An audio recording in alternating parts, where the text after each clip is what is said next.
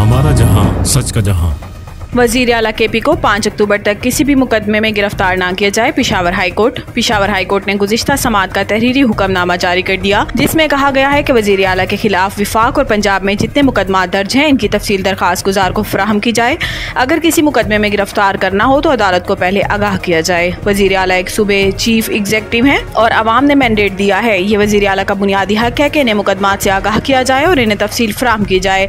आइन के आर्टिकल 10 भी ये कहता है कि किसी शहरी के खिलाफ दर्ज मुकदमात से इन्हें पहले आगाह करना होगा। हुक्मनामे में मजीद कहा गया है कि दरखास्त गुजार का विफाक और पंजाब में सियासी हरीफ की हुकूमत है, वो एक मंसूबे का नुमाइंदा है और मुकदमात में मफरूर नहीं हो सकता। हुक्मनामे की कॉपियाँ इस्लामाबाद और लाहौर हाई कोर्ट के रजिस्ट्रार को अरसाल की जाएँ।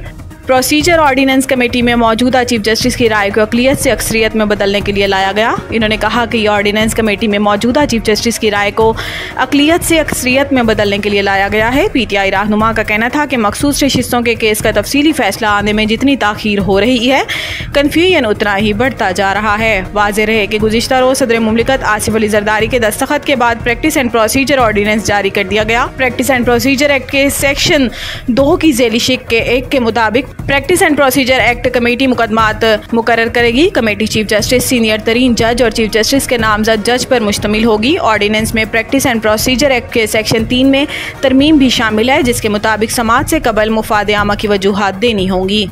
इसराइल और भारत की इंसानी हकूक़ की संगीन खिलाफ वर्जियाँ आलमी अमन के लिए खतरा हैं। सदर पाकिस्तान आलमी यौम अमन के मौका पर अपने पैगाम में सदर मुमलिकत आसिफ अली जरदारी ने कहा कि आज दुनिया को मुख्तलिफ इलाकों में जोग्राफियाई सियासी कशीदगी और तनाज़ात का सामना है। तनाज़ात आलमी अमन को ख़तरा में डाल रहे हैं। हम सबको अक़वाम आलम के माबैन अमन, रवादारी और बकाए बाहमी के कल्चर को फ़रोग़ देना है। इनका कहना था कि इसराइल ने फ़लस्तीन में दहशतगर्दी का बाजार गर्म कर रखा है। इसराइल हज़ारों लोगों के गजा में कत्लेआम से फ़लस्तीनियों की नस्ल कशी कर रहा है, जबकि मोदी हुकूमत मकबूजा जम्मू कश्मीर में संगीन इंसानी हकूक़ की खिलाफ वर्जियाँ कर रही है। मोदी हुकूमत भारत में मुसलमानों और दीगर अक़लियतों को जुल्म और सितम का निशाना बना रही है। भारत मुसलमानों के बुनियादी हकूक़ सलब कर रहा है।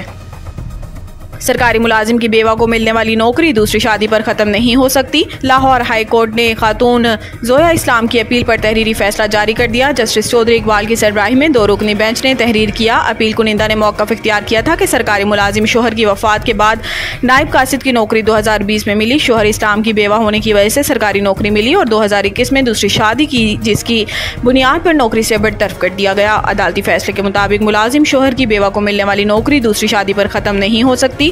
शोहर की वफात के बाद बेवा को दूसरी शादी पर सरकारी नौकरी से बरतरफ नहीं किया जाएगा, क्योंकि बेवा शादी कर सकती है। हमारे मजहब में ये एक औरत का बुनियादी हक है। अदालती फैसले में मजीद कहा गया है कि बेवा को दूसरी शादी की बुनियाद पर नौकरी से निकालना शरई कवानीन की खिलाफ वर्जी है। जिस कानून की बुनियाद पर बेवा को नौकरी से निकाला गया, इस पर सुप्रीम कोर्ट का फैसला आ चुका है। अदालत सिंगल बेंच का फैसला और बेवा की नौकरी से निकालने का नोटिफिकेशन कलअदम करार देती है। अदालत बेवा जोया इस्लाम की अपील को मंजूर करती है।